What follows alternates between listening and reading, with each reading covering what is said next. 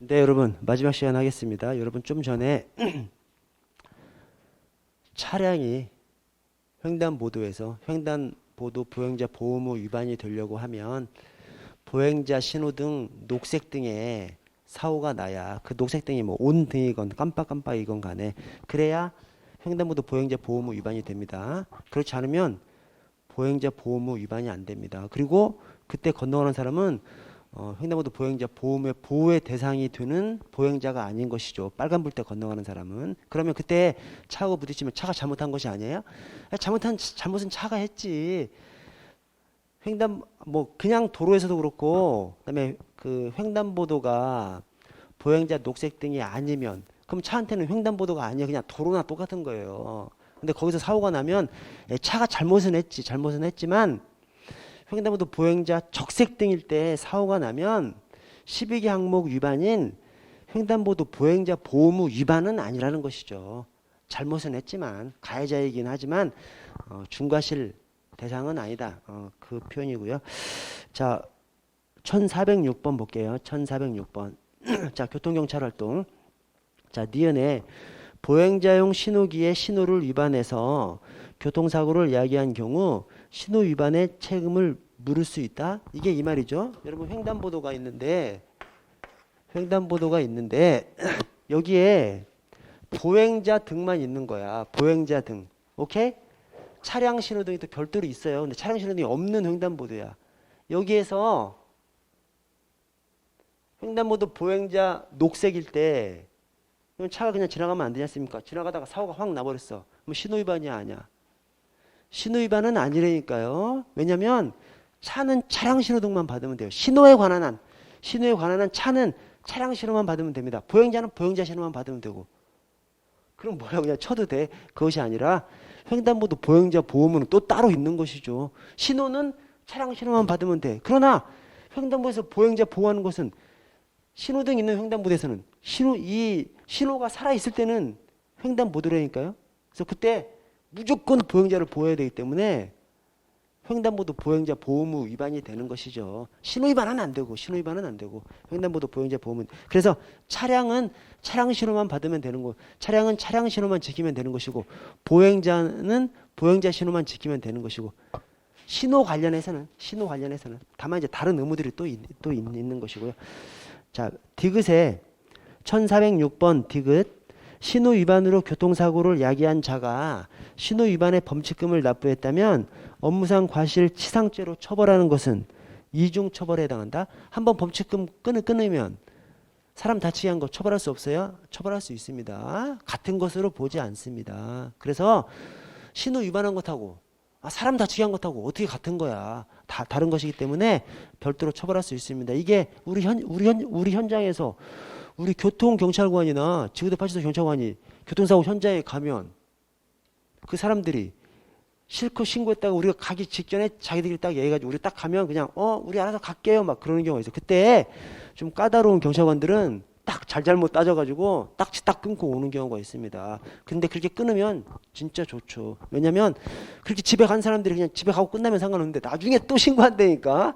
뭐 집에 갔더니 아프다고 다시 교통사고 처리해달라고 그렇게 한다니까요. 그때 딱지를 딱 끊고 와버렸으면 누가 가해자인지 피해자인지 바로 그냥 딱지로 딱 그냥 알아버릴 수가 있는 것이죠. 그때 사건 교특법으로 할 수 있는 거예요. 왜냐? 범칙금 신호 위반한 것하고 사람 다치게 하는 것하고는 다르기 때문에 그렇습니다. 그래서 이중처벌에 해당하지 않습니다. 신호 위반으로 범칙금 딱지 끊었어도 다시 교통사고 교특법 위반으로 사람 다치게 한 거 업무상 과실치상으로 처벌할 수 있습니다. 자, 리을에 1406번 리을에 차마의 운전자는 길가의 건물이나 주차장 등에서 도로에 들어갈 때에는 위험하겠죠. 이렇게 딱 부딪히게끔 들어가는 거지 않습니까? 그때 일단 서행이 아니라 일시정지죠. 그래서 우리 교통 파트에서 문제가 나는데 서행이라는 글자가 있으면 이거 일시정지 아니야? 의심해 보셔야 되죠.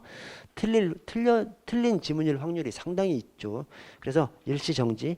자, 미음에 운전면허 행정처분에 대해서는 형법상 공소시효 등에 적용되지 않으므로 행정처분 사유가 객관적으로 증명될 경우 행정처분을 할 수 있다. 언제라도. 이게 뭔 말이냐면 경찰이 어떤 잘못한 것을 알았어. 그러니까 알아서 운전면허 정지처분이나 취소처분을 할 수 있는데 할 수 있음에도 불구하고 안 하고 몇 년 지난 다음에 해. 그러면 그게 실내보호 원칙 위반이죠. 그러나 운전자가 운전면허를 받으면서 뭔가 사기의 방법으로 뭐 형의 이름으로 운전면허를 받았던가 이렇게 했는데 한 5년 뒤에 밝혀졌어. 밝혀진 다음에는 할 수 있는 것이 이게 5년 뒤건 10년 뒤건 대신 5년 뒤에 알았는데 그로부터 또 한참 몇 년 지날 때까지 안 하고 있다가 운전면허 행정처분을 하면 안 되지만 모르고 있다가 상대방의 잘못을 알았어. 그러면 언제라도 할 수 있는 것이죠. 그래서 그 말입니다. 다음 페이지에 참고로 신설조항에 자율주행 자동차가 우리 도교법 안에 들어왔습니다. 여러분들 자율주행 자동차 막 엄청 막 돌아다니잖아요. 근데 대한민국 도로도 그러니까 세상이 바뀌면 그러니까 우리 경찰도 세상이 바뀌는 것에 적응을 해야 되는 것이죠.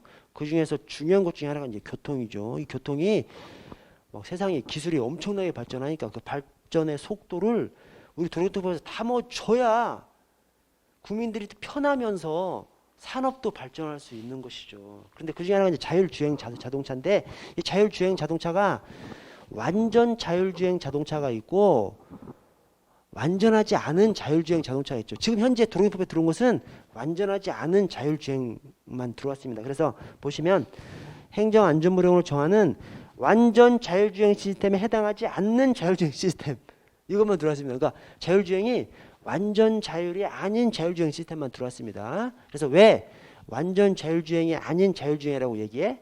아직은 완전히 기계한테 맡기면 안 돼. 왜냐? 이게 완벽하지 않으니까. 그래서 운전을 할 때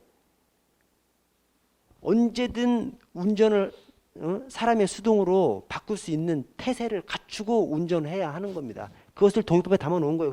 그래서 완전 자율주행에 해당하지 아니하는 자율주행 시스템을 갖춘 자동차의 운전자는 자율주행 시스템의 직접 운전 요구에 지체 없이 대응해서 조향장치, 핸들, 그 다음에 제동장치, 브레이크, 그 밖의 장치를 직접 조작해서 운전해야 됩니다. 이 말이 뭐냐면 지금 완전 자율이 아닌 자율주행 시스템이 도입된 것이죠. 그래서 지금 그냥 자율주행한테 맡기고 그냥 자? 그러면 안 돼요. 그러면 안 돼. 그러면 도입법 위반이고 핸들에 손을 얹어놓고 가야 돼요. 그래서 핸들에서 손을 자율주행 시스템으로 맞춰놓은 다음에 핸들에서 손을 떼면 아줌마가 나타나가지고 핸들에 손을 얹어주세요. 이렇게 방송을 합니다. 그러면 얹어줘야 돼.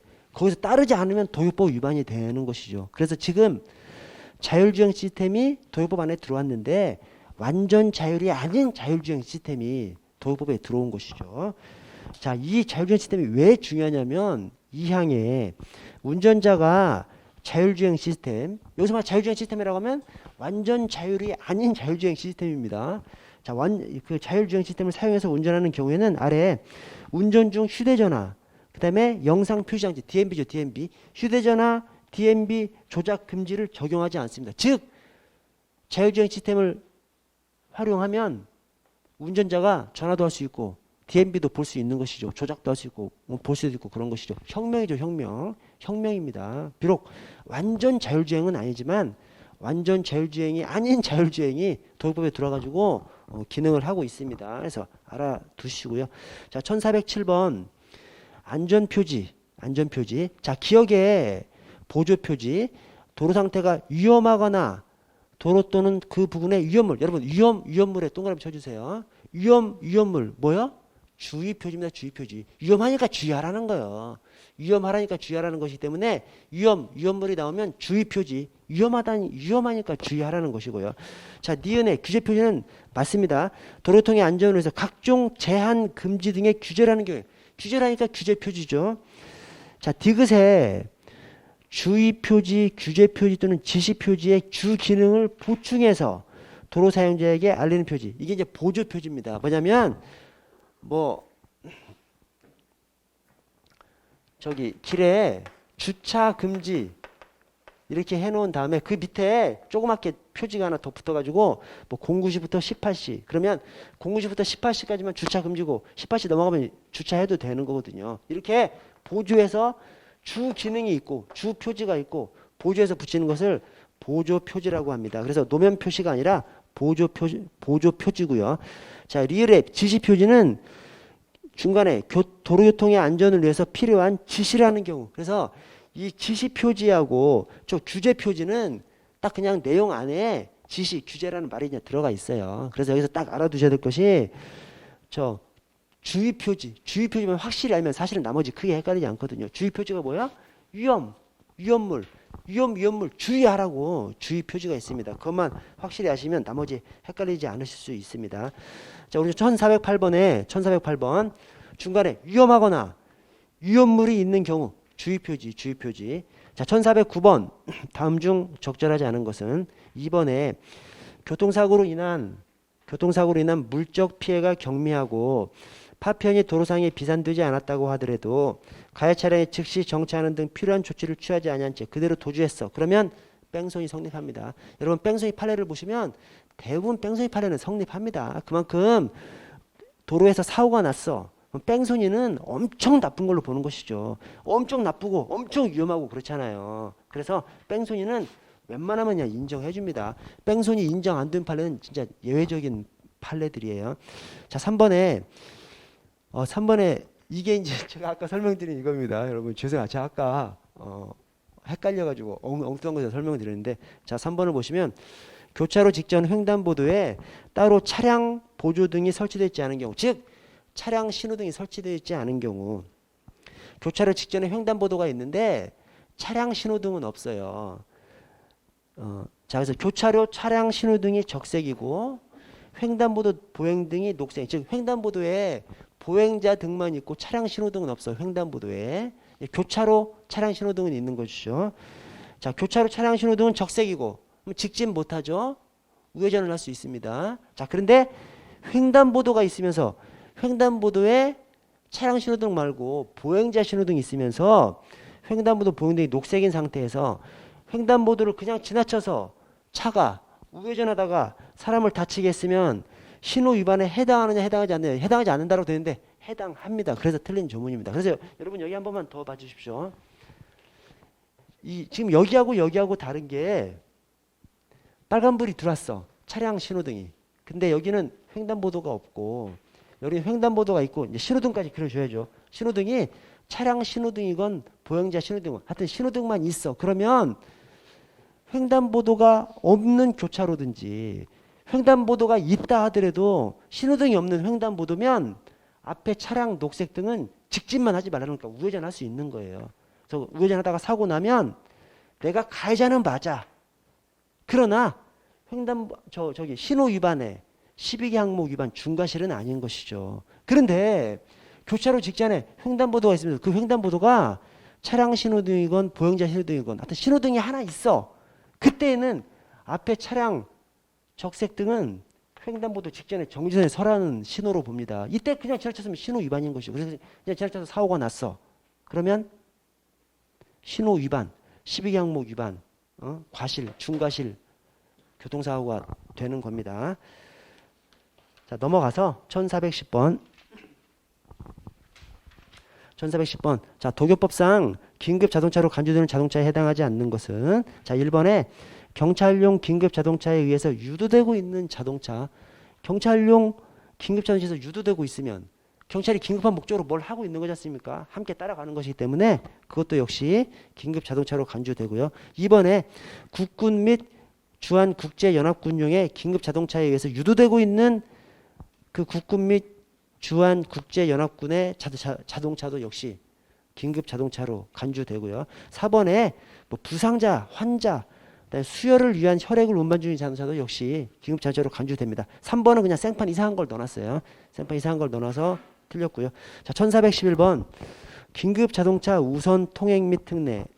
자, 1번에 도로교통법상 긴급 자동차란 소구혈대죠. 소구혈대죠. 소방차, 구급차, 그 다음에 경찰 차량이 아니라 혈액 공급 차량이 나야 돼요. 혈액 공급 차량, 그 다음에 이제 대통령령, 그 다음에 대통령령 안에 경찰용 긴급차가 있고요. 그래서 소구혈대. 2번에 긴급 자동차는 긴급하고 부득이한 때에는 도로의 중앙 좌측 부분을 통행할 수 있습니다. 이 좌측 부분을 통행할 수 있는 것이 여러분 오른쪽에 30조 긴급자동차 특례 있죠. 이거 말고 별도로 그 2번에 긴급자동차는 긴급하고 부득이한 때는 도로의 중앙 좌측 부분을 통행할 수 있다. 이게 오른쪽에 30조 말고 별도로 29조에 별도로 있는 거예요. 그래서 지금 30조를 가지고 얘기하는 것이 아닙니다. 별도로 도로 중앙 좌측 부분을 통행할 수 있다는 그냥 모든 긴급자동차에 대해서 별도로 규정하고 있는 것이고요. 자, 3번에 위 2의 경우 교통사고가 발생해도 긴급자동차 특례를 인정하면 처벌이 면제된다? 처벌 면제된다는 규정은 없습니다. 도요법에. 다만 감경하거나 면제할 수 있다. 긴급자동차가 긴급하게 사용하고 있는 경우 부득이해. 그러면 감경하거나 면제할 수 있다. 임의적 감면 조항으로 두고 있습니다. 임의적 감면 조항. 임의적 감면 조항. 자, 그래서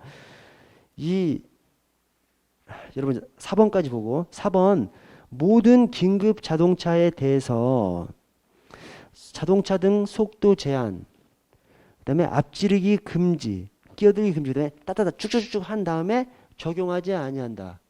여러분 오른쪽에 30조 긴급자동차 특례 있죠. 이 긴급자동차 특례가 긴급자동차한테 금지 규정을 적용하지 않는 거죠. 그래서 이 30조 긴급자동차 특례를 30조를 적용하면 금지 조항이 적용되지 않는 겁니다. 오케이? 이 말이 좀 어려워요. 30조가 적용되면 금지 조항이 적용되지 않는 겁니다. 그래서 금지 조항이 적용되지 않는 거면 30조가 적용되는 것이죠. 자, 근데 어쨌든 이 30조가 어떻게 됐냐면 오른쪽 30조를 보시면 긴급자동차에 대한 특례, 자, 금지 조항을 적용하지 아니한다는데 그 적용하지 않는 것이 1호, 2호, 3호 밑에서 끊어줘야 돼요. 3호 밑에서 끊어줘가지고 1호, 2호, 3호는 모든 긴급 자동차에 대해서 그 조항을 적용하죠. 그 조항을 적용하니까 금지 조항이 적용되지 않는 거예요.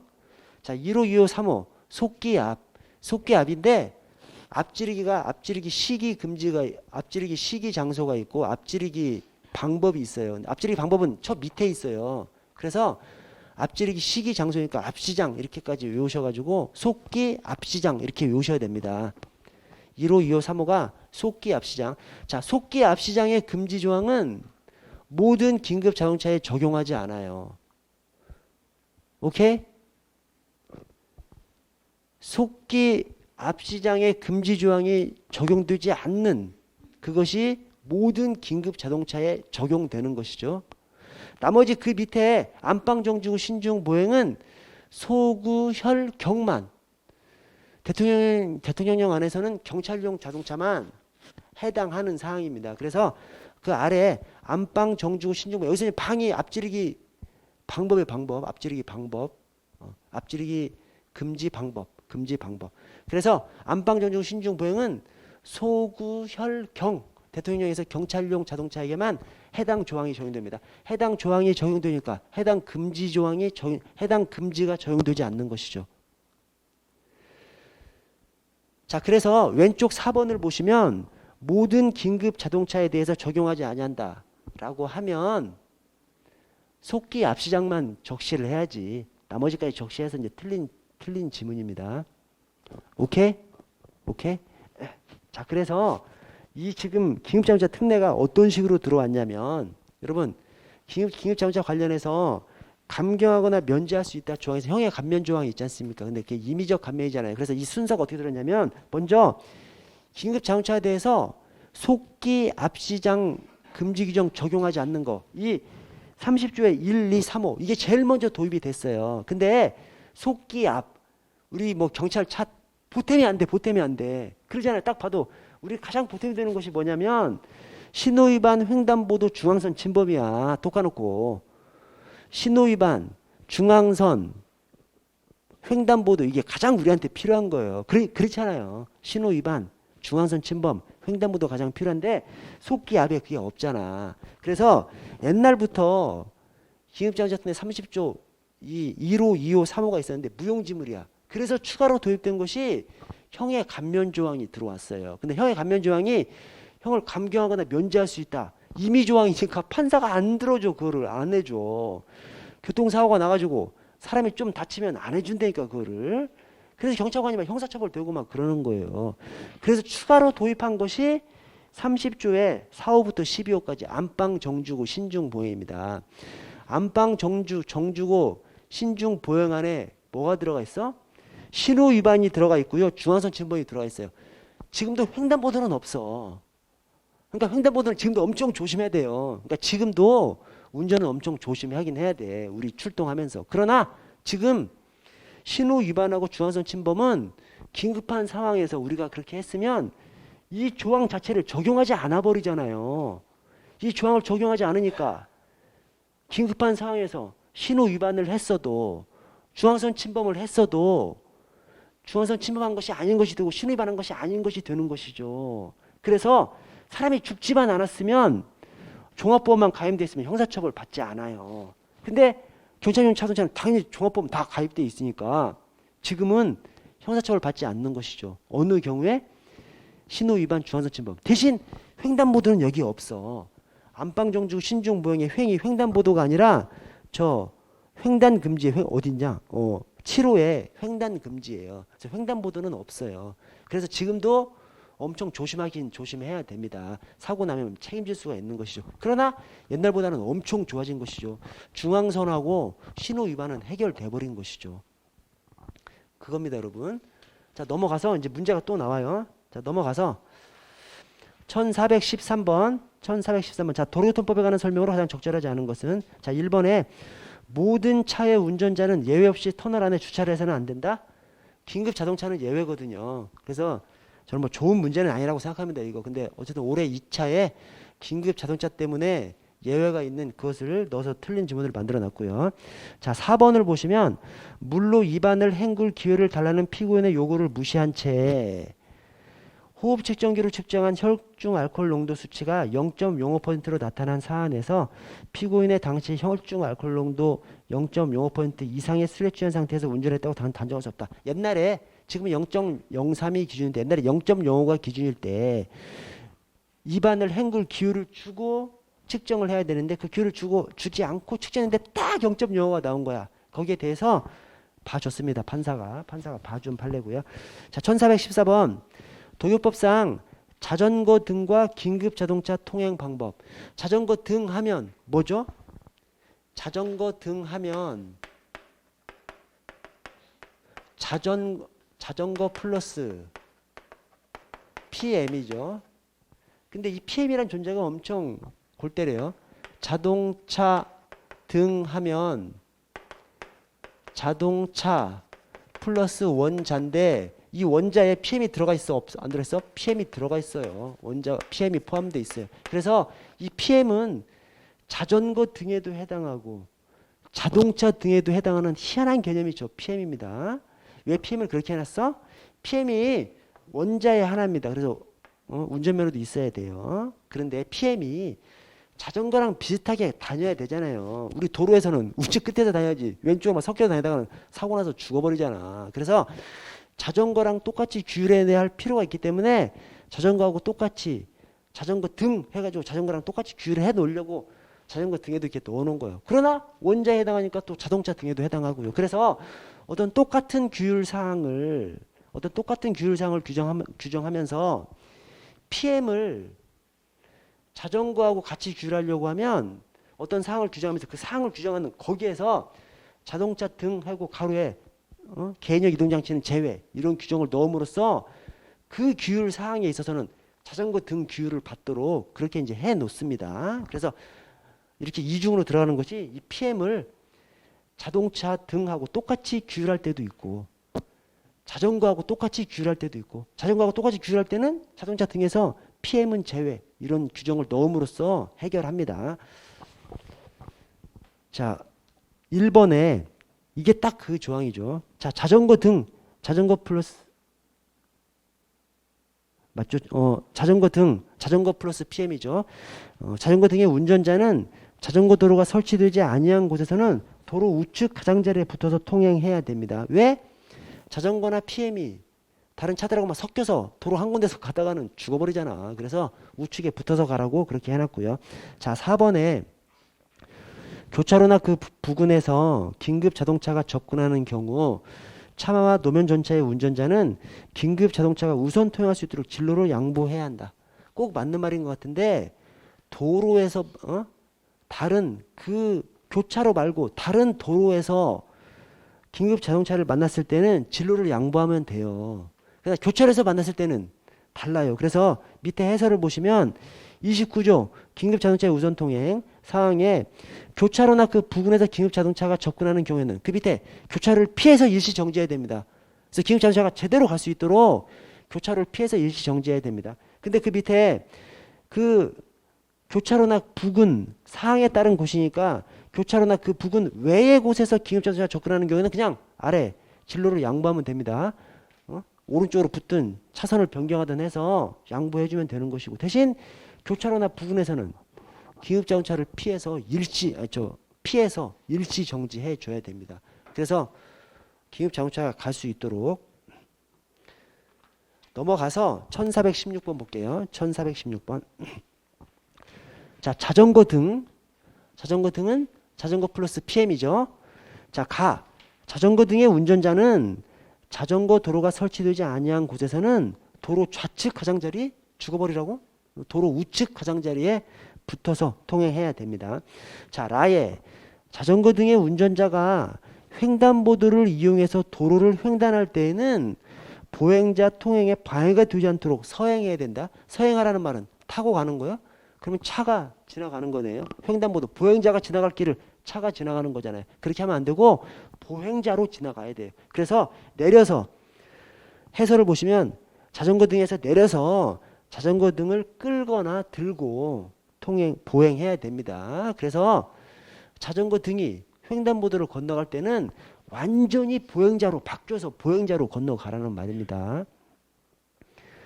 자, 1417번 넘어 18번. 어린이 보호구역 및 어린이 통학버스. 자, 2번을 먼저 볼게요. 2번이 이제 어린이 보호구역입니다. 어린이 보호구역. 자, 2번에 어린이 노인 장애인 보호구역의 지정 및 관리에 관한 규칙상 시도청장이나 경찰서장은 끝에 보호구역에서 구간별 시간대별로 도시지역의 간선도로를 일방통행으로 지정 운영할 수 있다. 여러분 간선도로가 뭐죠? 이 간선이 줄기 간자입니다. 우리 주도로, 대도로, 주도로를 간선도로라고 해요. 그래서 이 일방통행으로 지정 운영하는 것이 간선도로를 하면 안 되고 이면도로가 뭐예요? 뒷길. 이면도로를 그래서 간선도로가 아닌 이면도로를 일방통행으로 지정할 수 있습니다. 주도로, 간선도로를 일방통행으로 지정하면 작살나지. 다 그냥 막혀버리지 않습니까? 아장나지 않습니까? 그래서 간선도로가 아닌 이면도로, 뒷길, 이면도로를 일방통행으로 지정 운영할 수 있습니다. 여러분 1번을 보세요. 1번. 도로통법상 모든 차의 운전자는 어린이나 영유아를 태우고 있다는 표시를 한 상태로 도로를 통행하는 어린이 통학버스를 앞지르지 못합니다. 자, 그래서 여러분 어린이 통학버스를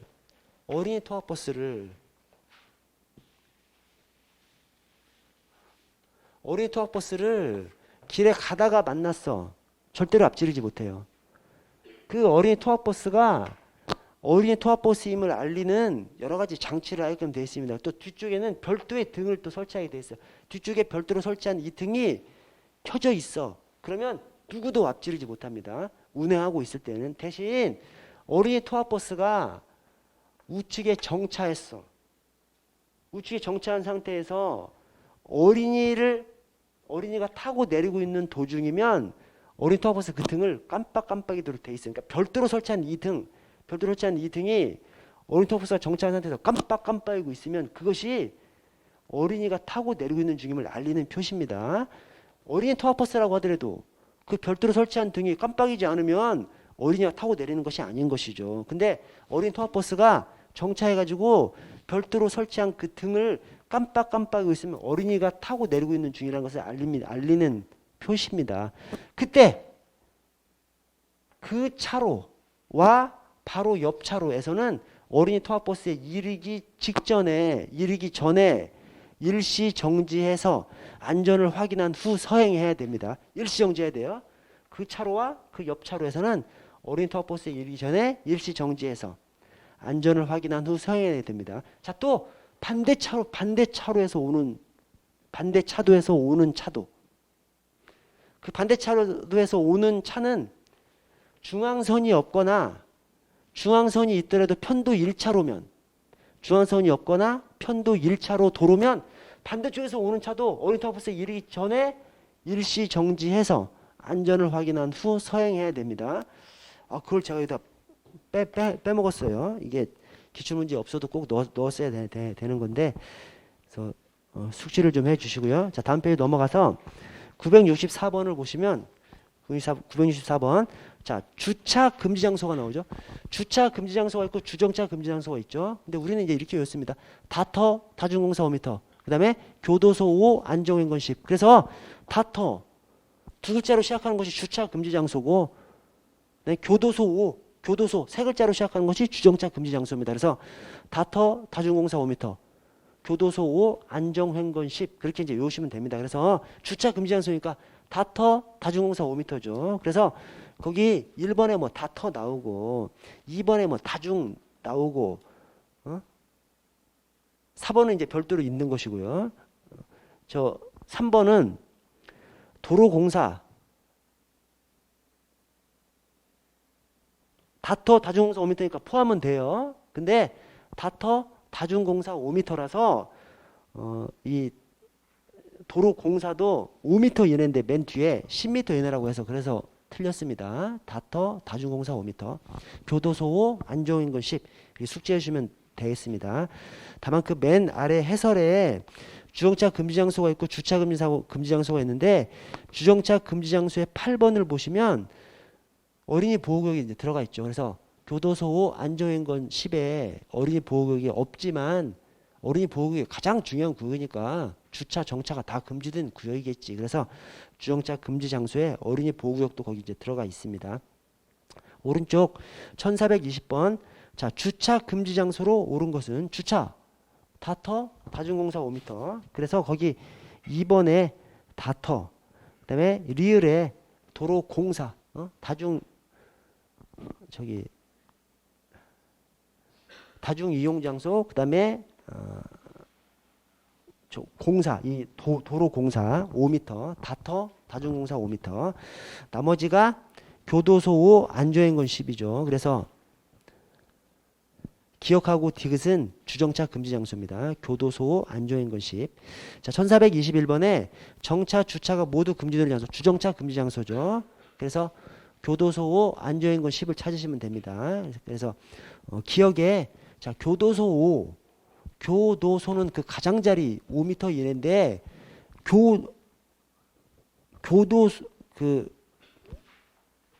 교차로 그런 것들이 교차로 가장자리 5m 이내도 주정차 금지 장소지만 교차로 그 자체도 주정차 금지 장소죠. 그래서 교차로, 기억에 교차로, 횡단보도, 건널목, 네, 보도와 차도가 구분된 도로의 보도 다 주정차 금지 장소고요. 그다음에 리을의 교차로, 미음의 건널목, 안정행건 10. 그래서 교도소 5 안정행건 10 해서 리을의 교차로, 미음의 건널목 10m 이내 다 들어갑니다. 그래서 나머지는 이제 다터 다중공사 5m고요. 그래서 다터 다중공사 5m, 교도소 5 안정행건 10 이렇게 숙지를 해 주시고요.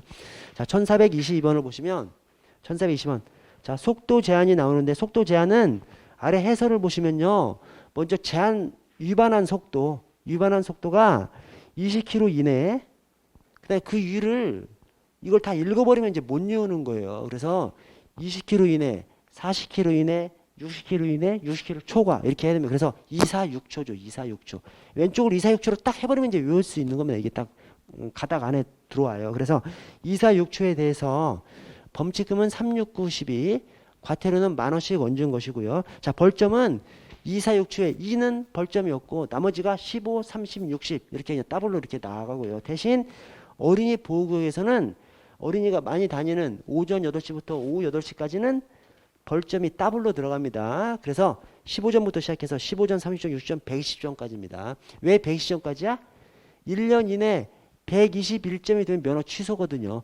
면허 취소되기 바로 직전까지 이제 하는 겁니다. 그래서 아래 보시면 초과속이 나오잖아요. 80km초가 100km초가 100km초가 3회 이상, 100km초가 3회 이상이면 면허 취소가 되는 것이고, 나머지 80km초가는 80점, 100km초가는 100점이지 않습니까? 이 80km초가 100km초가가 어린이 보호구역에서 이루어졌으면, 그러면 더블로 해가지고 뭐 160점, 200점이야? 저기 그것이 아니고 121점이 되면 면허 취소가 돼버리기 때문에 이 80km초가 100km초가가 어린이 보호구역에서 이루어졌으면 저 60km초가 120점처럼 똑같이 120점으로 그냥 가버립니다. 오케이? 예. 저 다시 한번 말씀드릴게요. 밑에 80km초가 하면 80점, 100km초가 하면 100점입니다. 그런데 그것이 어린이 보호구역에서 아침 8시부터 오후 8시까지 이루어졌어. 그러면 더블로 가지 않고 하여튼 어린이 보호구역 벌점은 최대가 120점인 것이죠. 121점이면 면허 취소가 돼버리니까 벌점이 의미가 없는 거죠. 그때부터는. 그래서 그렇습니다. 최대한이 120점이 되는 것이고요. 자, 오른쪽에 다시 1422번 문제를 좀 보시면 1번에 제한속도를 60km 초과하면 246초. 그래서 60km 초과하면 246이죠. 246. 그래서 범칙금으로 하면 60km 초과니까 246초죠. 246초. 그래서 369 12만 원인데 13만 원으로 적어서 틀렸고요. 벌점은 없고 15, 30, 60이니까 60점이 맞는 것이고요. 자, 2번에 40km 초과 60km 이하인 거 246이죠. 세 번째.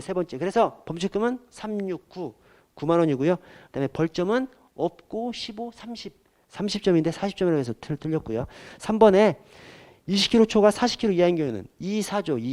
24 두 번째. 그래서 6만 원 범칙금. 네, 벌점은 없고 15점. 그래서 15점이고요.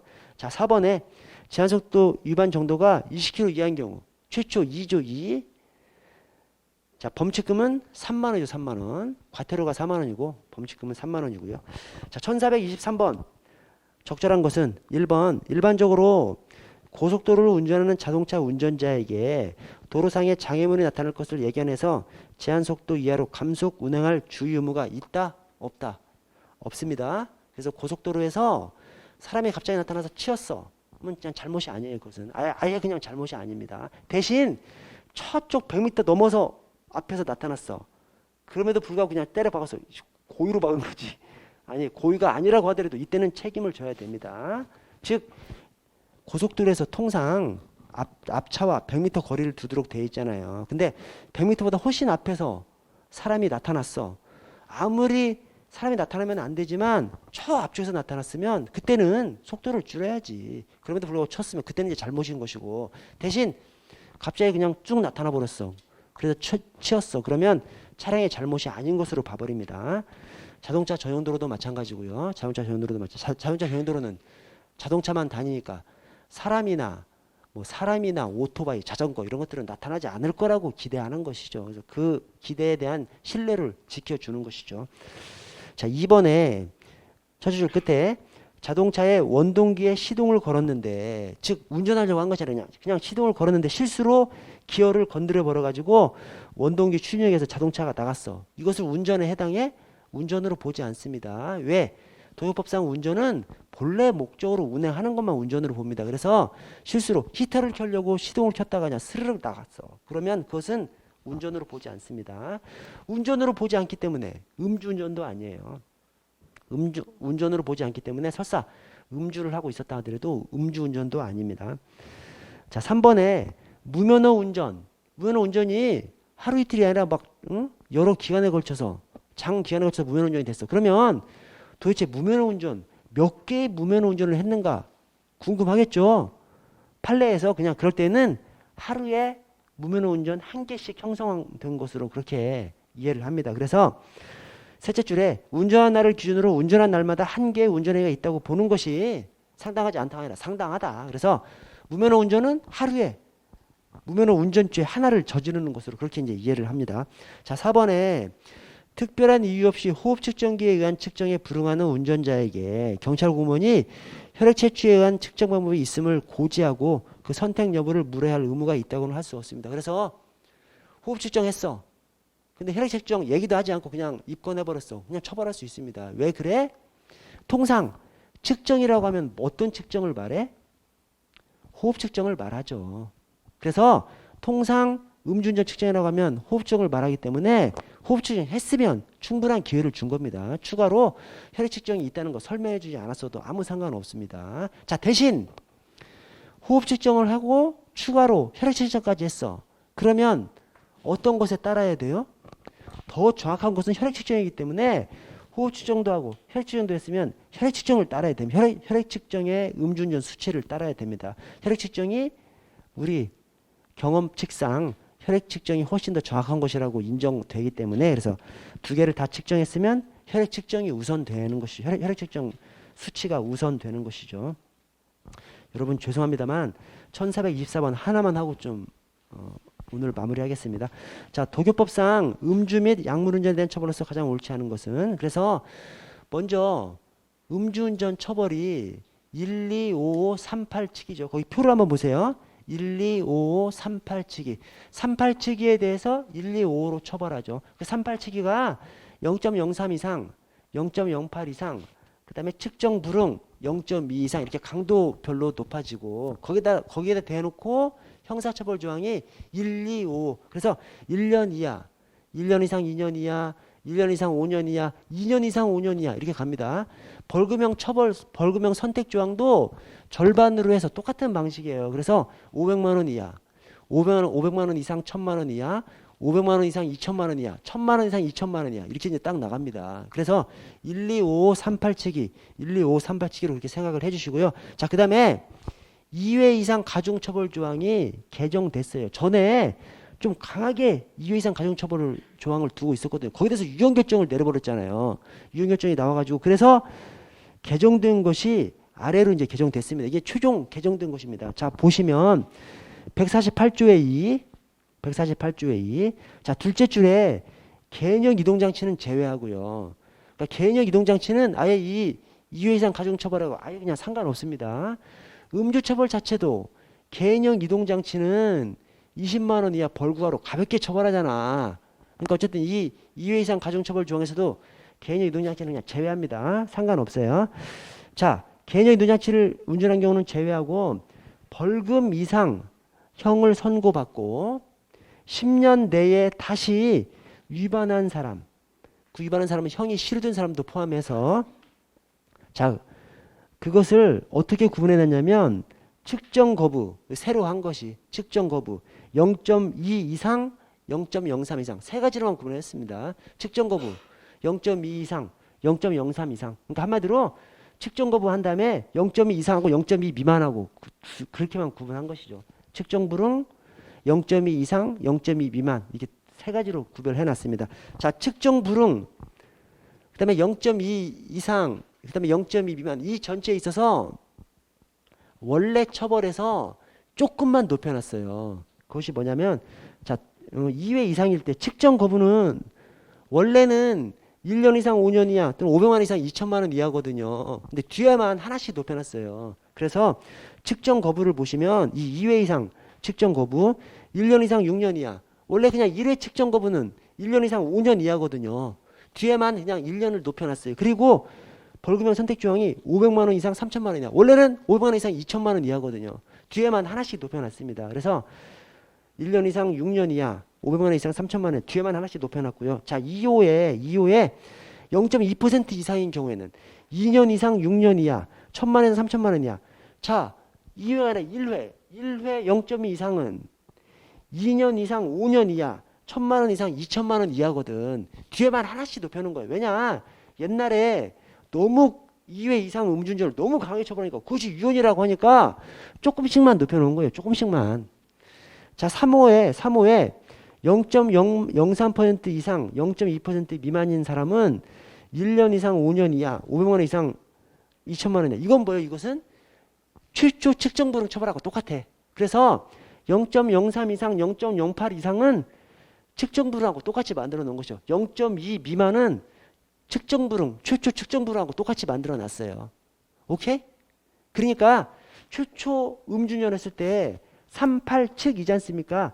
0.03 이상, 0.08 이상보다 측정불응이 더 강하게 처벌되잖아요. 근데 2회 이상, 0.03 이상, 0.08 이상이 딱 되면 측정불응으로 처벌하는 것이죠. 그러니까 한 단계만 높여서 처벌하는 거. 이것도 역시 한 단계만 높여서 처벌하는 거랑 똑같죠. 오케이? 그렇습니다. 그래서 거기 1424번 지문을 보시면 1번에 혈중 알코올 농도가 0.2% 이상이면 2년 이상 5년 이하, 1,000만 원 이상 2천만 원 이하. 자, 벌금형 선택은 딱 절반 정도 딱 되는 거죠. 자, 2번에 0.08% 이상이면 1년 이상 2년 이하, 그 다음에 500만 원 이상 1,000만 원 이하. 1255, 1255라서 38치기가 1255라서 두 번째 거 38, 그 다음에 12 거기에 딱 걸리는 것이죠. 자, 세 번째 0.03 이상이면 맨 아래 125에 1이죠. 1. 그래서 1년 이하. 벌금형 선택은 절반 500만 원 이하. 자, 4번에 약물 운전은 약물 도수가 없으니까 우리 전체 처벌에 딱 중간 정도로 해놨어요. 이 전체 처벌이 5년 이하가 있지 않습니까? 5년 이하.